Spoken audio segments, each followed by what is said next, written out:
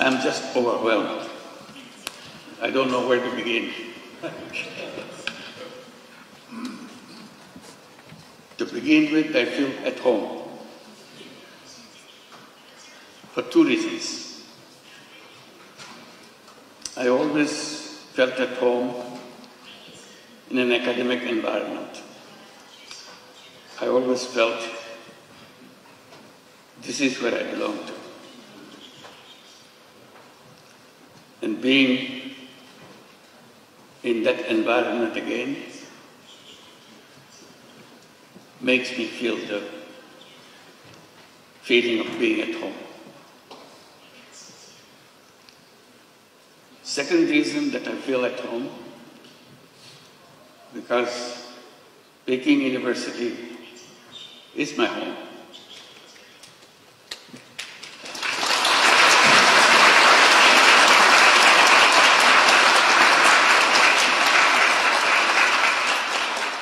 I am part of you because you accepted me as an honorary professor. I'm sorry that I couldn't spend much time with you, but I always hoped I could spend time with you and share with you all the excitements of the academic world and the world that you want to create for future generations. That's our task in the academic environment, to build the future world, not just learning about the current world. It's the next world that we want to prepare for. So that makes me feel completely at home.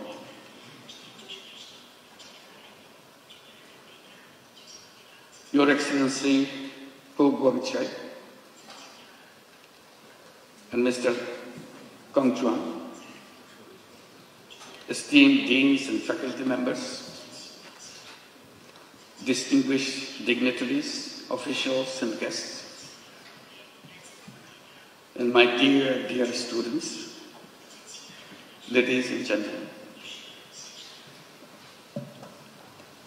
It is with great humility and profound gratitude that I stand before you today in this prestigious institution, Peking University, the center of knowledge, wisdom, innovation, and excellence. To receive an honorary doctorate from such an esteemed university is a great honor for anyone. And I feel so humbled by your gesture for choosing me for this particular honor. This recognition once again reminds me of my commitment to work for realizing the dreams of the millions of youths who were the vanguards of the transformational changes in Bangladesh just last year. Their vision to establish a new Bangladesh in place of the Bangladesh that we had until last year.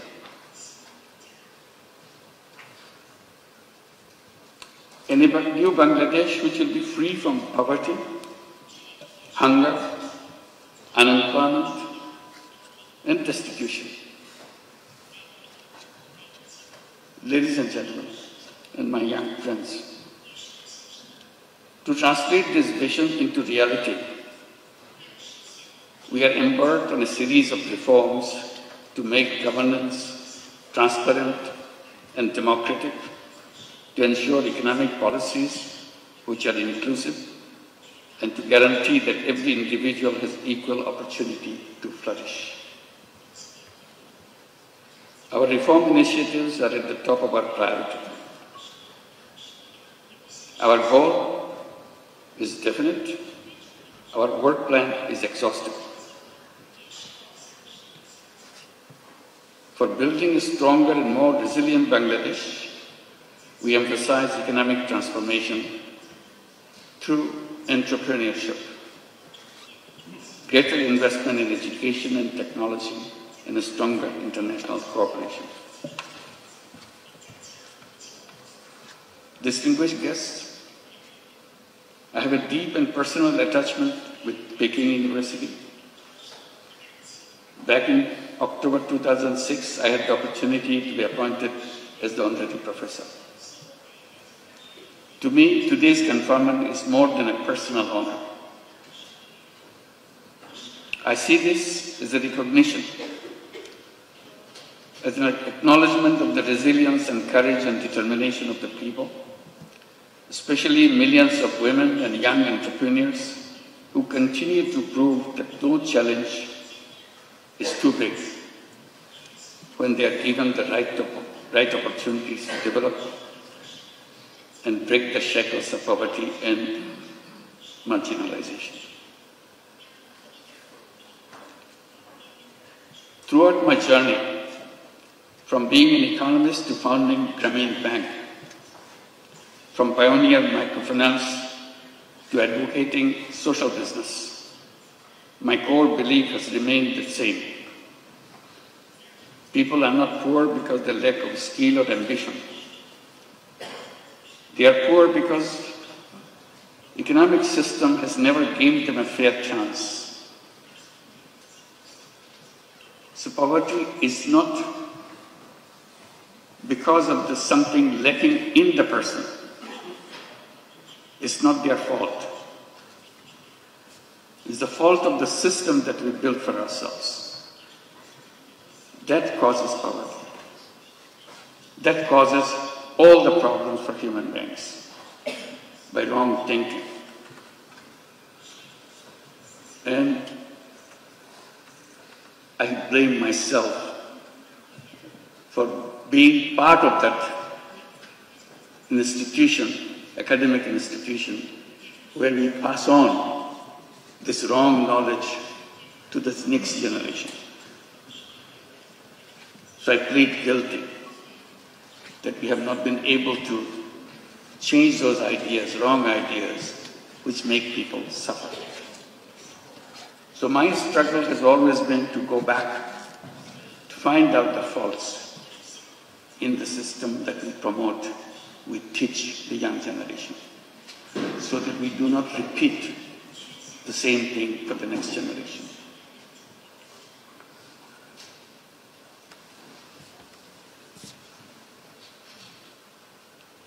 It is designed to serve only the wealthy, not the poor.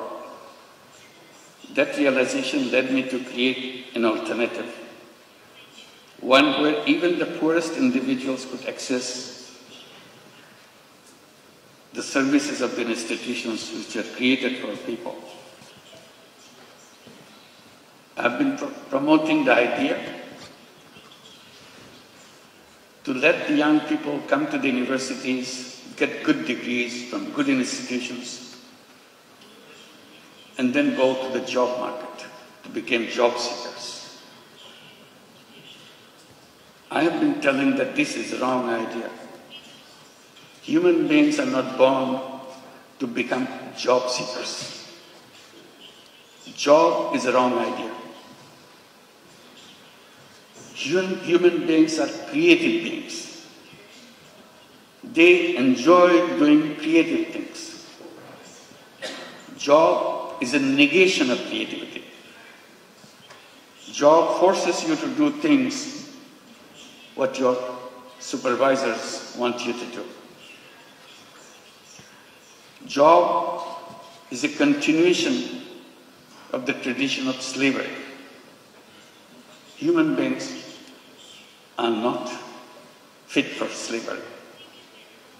Human beings are independent beings. So I keep on promoting the idea that all human beings are born as entrepreneurs, not job seekers. Universities should be preparing young people to go out and become successful entrepreneurs, not job seekers. And that idea came from a simple experience. I started as a small initiative with a handful of women in a village next to the university where I was teaching in Bangladesh. I started lending tiny little money to the poorest women that the world has ever known, just to make sure she feels that she can handle this money and change her life. I had no idea that whether it would come true, but I was amazed how these illiterate, poor women could use tiny little money, $10, $20 worth of money, and did a very successful way of paying back and change her income situation. And she continued to pursue that round after round and change her life. And it turned into millions of women all over Bangladesh, and with perfect record. That convinced me totally. All human beings are entrepreneurs, because we are taught in the textbooks only very special people are born as entrepreneurs. Rest of us human beings have to serve under them. I said, that's absolutely wrong idea. If the poorest illiterate women in Bangladesh can become an entrepreneur with a $20 loan, $30 loan, anybody in the world can become an entrepreneur. It's nature to human beings. We didn't train them. We didn't tell them how to run a business. She figured it out all by herself, because it is innate part of a human being. So that continues with a bigger question to me. What should be the purpose of education? And I keep coming back. Purpose of education is to enable to go out and bring that all creative capacity to change the world. And universities and educational institutions is not only a place to learn what happened, also imagine. Imagination is the greatest power on earth. If you imagine, it will happen. If you don't imagine, it will never happen. If you look back, things happen because somebody imagined it. Imagine something big, something unheard of, something you never dared to hope that it will work. But you imagine and stay with it. If you stay with it, it will happen. So that is the greatest power. Imagination is more powerful than anything you can bring together. So I follow that, encourage young people like you, along with what you are learning, imagine. Dare to imagine the most odd thing that you ever thought, most necessary thing you think could be done. At the moment it looks odd, at the moment it looks impossible. The human journey is about making impossible possible. That's our journey. And we can make that happen.